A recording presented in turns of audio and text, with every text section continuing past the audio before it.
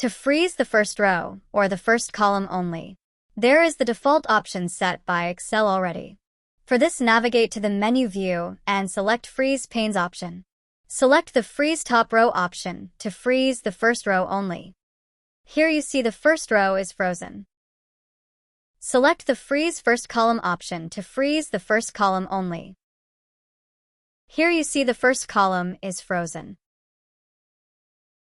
But if you want to freeze the row and column at the same time, there is alternative option.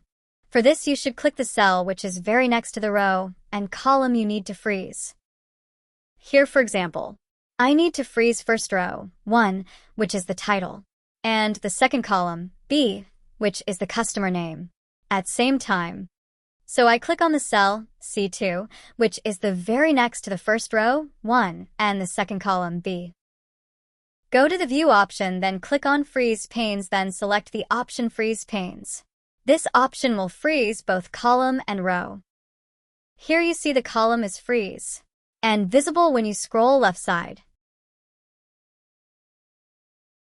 Also, freezing is done for the rows and visible always when you scroll down.